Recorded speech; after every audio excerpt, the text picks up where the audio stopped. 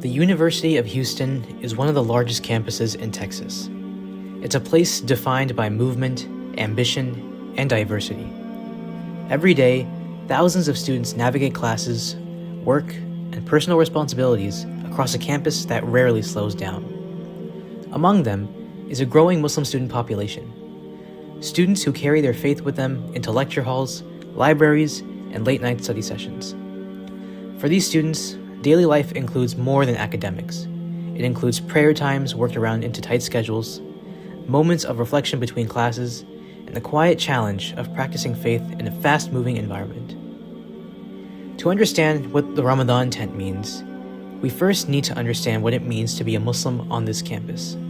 My freshman year, the Ramadan tent was the place where I got my foot in the door with this community. It's where I met my original mentors and brothers who I've kept for the last few years. And I think it was for me the first time that I really recognized that this community on campus is doing something really meaningful and that I ought to be joining it. The people around you shape who you are. And in MSA, we try to build a culture where the deen is what formulates our day, where our schedules are based on our prayers, where our actions are based on what Allah would think of them. It's to build a community. It is to have a Muslim community. It is to have representation. It is to have a sense of belonging. And it is to have the sahib as-sahib. It is to have that friend that pulls at the end of the day. Over time, many students find that individual practice just isn't enough. It doesn't fulfill their spiritual needs. Community becomes essential. The University of Houston Muslim Student Association emerged as more than just an organization. It became a point of connection, a space where students could feel understood without explanation, where faith and friendship intersected naturally. As strong as the community was, certain times of year revealed its limitations. Ramadan, in particular, brought unique challenges. Fasting from dawn to sunset while managing classes, work, and long commutes tested students in quiet ways. Breaking fast often happened wherever space could be found. Prayer became improvised. Community felt fragmented. These experiences raised important questions, not about faith, but about success, space, and support.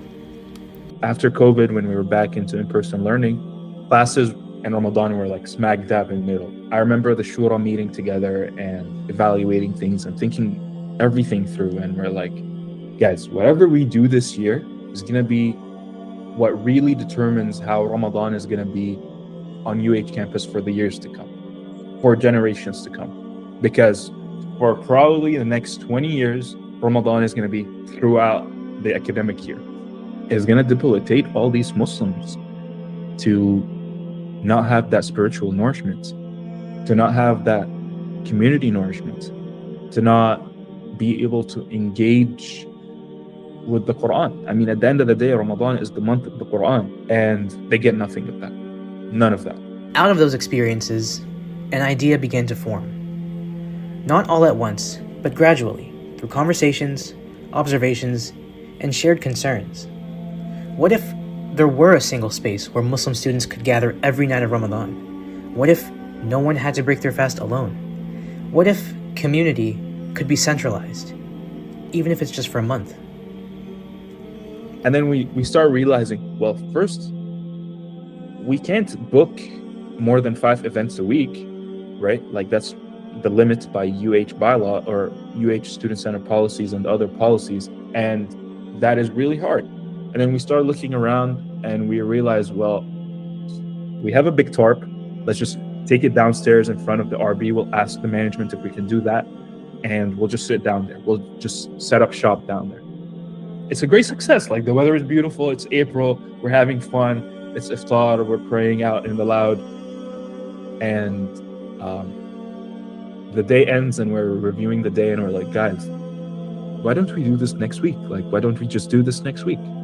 Instead of crowding up in that small room, we have a speaker. We can just set up shop down there and it'll be fine. And if it rains, we'll just scoot up the stairs and, we'll figure something out. And alhamdulillah, next week we do it again. And I just remember like it's sparking an idea like, okay, well, we already have this space and we can book this space and this can be our space. All we need is just a roof on top of us. And this could be like the the Ramadan place. Like we can do this every single day. If we plan ahead of time, we'll have the finances for it, and we can do something great here. I remember like having those conversations, and people were like, man, they're not gonna approve that. Like, that's crazy. Like, what are you talking about? There was not one place for like, okay, we're gonna have iftar, we're gonna pray together and everything. People usually, and we don't have a lot of crowds too, so people would just like get food, then everybody goes to other masjid for like Isha and like Tarawih. So I think just wanting to bring that community that we take to other masajids, wanting to bring that on campus is why the tent came about. What I vividly remember is that once iftar was done, like in front of the religion building at the Tarps, we would pray Maghrib at the religion building, but because the RB was closed earlier, we would migrate to the basement of the library. So it was like a little hijra we did, and it was its own thing. It was still fun, alhamdulillah, but that kind of necessitated why there needs to be a solid place for us to do everything together. And I'm like, no, there's something here, guys. Like, trust me. And we just do it. And it's like immediately, like, it just blows up. Like, people are coming that are not Muslim, people who never had anything to do with MSA, because the idea was not to like serve the MSA students. The idea was to serve everyone. The idea was to serve the Muslims who need the nurturing during Ramadan. The idea was to serve the people who are hungry, the people who don't have community. Like, it's really easy for us to kind of look at the Ramadan tent as a luxury when we have our parents 20 minutes away to have iftar with.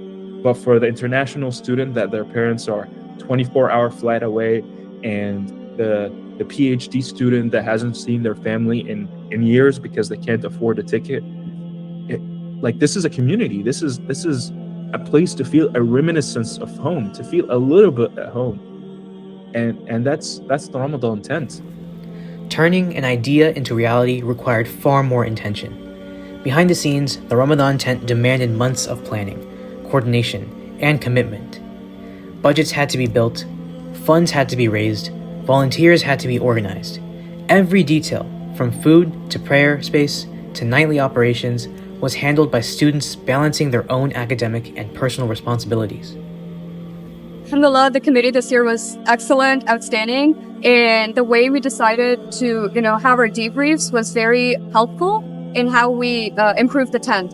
So every night after the iftars, we would have a debrief session. But even before the tent really started and Ramadan began, we were having these meetings to kind of plan out how everything would look the day of the iftars. And alhamdulillah, like, our Amir and Amira did a great job of coordinating that everyone's voices and opinions are heard, and we take polls to take into consideration all the opinions people have. The first thing to realize is when you see something the scale of the tent, right? And you show up in the tent and you see the food and you see the rugs and you see the structure, realize that somebody was planning that for over 6 months in advance. That there's a lot of work that goes into it. Then don't take it lightly. People are meeting weekly, meeting bi-weekly for months and months in advance, calling restaurants, securing sponsors, fundraising. It's not an easy process. There's a lot of work that goes in on the back end. A typical day at the tent would probably look like, coming in around Asr time. If your class is finished earlier, people would start trickling in, the generator would start up, and we would have electricity, AC, and all of that going. The volunteers would start bringing in the food or, leaving to go help pack up at the religion building. And then after that, once iftar happens, we would simply turn around and the volunteers would place the tarps, and we would break our fast together with dates and water and pray Maghrib together in Jama'ah, and after that we would have dinner served. When you enter the tent, you see hundreds of students. Everyone is congregating for the sake of Allah subhanahu wa ta'ala, and you feel it in the air. And that's something qualitatively it's hard to experience, especially with people that are your same age. So finding that community of like-minded brothers and sisters, of seniors, freshmen, sophomores, juniors, all coming together for the sake of Allah, it's not a common thing, and it's not something to overlook. It's really valuable. Sure. And obviously, once you've fed yourself, it was time to feed your soul, which really came through with Tarawih afterwards. And that was really a time where a lot of commuters would usually leave, and people who stayed on campus or nearby, they would stay for their weekend Isha, and that was a completely different social experience. Over time, the tent became more than a solution. It became a tradition, and for many, a defining part of the Ramadan experience at UH. Memories were made, relationships deepened, a sense of belonging solidified. The tent didn't just change how students practiced in Ramadan, it changed how they related to one another. One of the, that food complex, one of those buildings had a space for lease, and we immediately started thinking, well, what if we just lease that place and that could become like, our masjid year round? And we start digging into it and we start thinking about it, and perhaps it didn't materialize, but I don't ever think that thought would have been possible, that we can even dream of renting a space, even dream of having our own space on campus, if it wasn't for the tent, if it wasn't for that proof of concept that we can organize this thing. I genuinely tell everyone, just next Ramadan, just make an effort to go visit one day. Just make an effort to go one day, have iftar with the students, pray Tarawih with them, and maybe have chai with them. And see what it's like.